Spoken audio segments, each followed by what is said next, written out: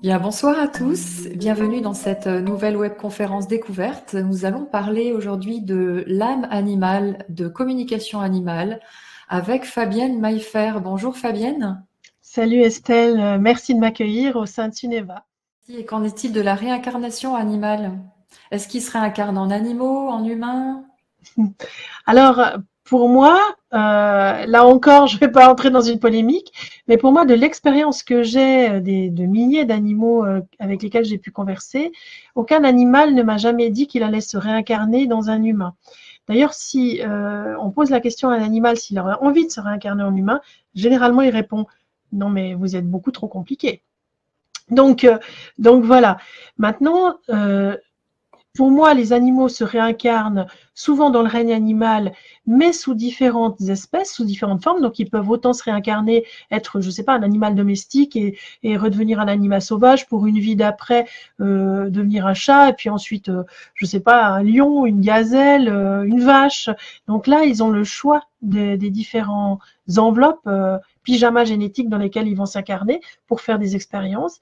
J'ai aussi témoigné dans mes deux ouvrages d'humains, alors d'humains décédés qui utilisaient en fait le canal animal pour exprimer des choses à des humains vivants, soit par l'intermédiaire d'un communicateur animalier, soit simplement par le contact.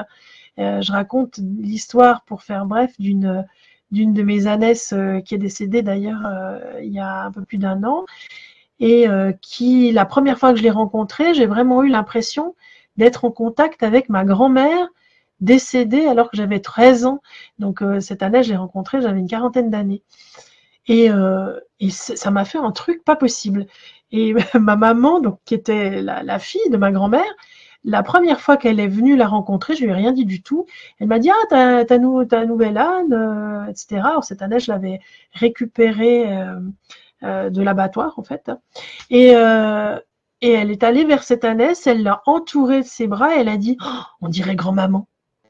Et pour moi, très clairement, c'est une histoire, c'est cette manière, alors j'aime à croire, peut-être que c'est pas vrai, et à quelque part, je m'en fiche. Ce qui m'a fait du bien, c'était de me dire que à travers mon ânesse, ben, j'avais un clin d'œil de ma grand-mère, qui est à l'origine aussi de toutes les facultés que j'ai, parce que j'en ai pas parlé, mais ça a sauté une génération, mais ma grand-maman avait ces facultés intuitives.